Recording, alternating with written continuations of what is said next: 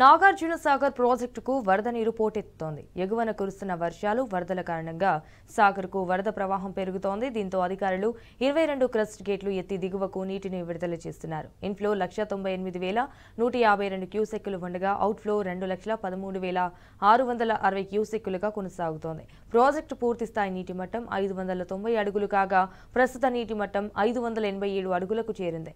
Project పూర్తి స్థాయి నీటి నిల్వ సామర్థ్యం 312 టీఎంసీలు ఉండగా ప్రస్తుతం 305 టీఎంసీల నీరు నిల్వ ఉంది.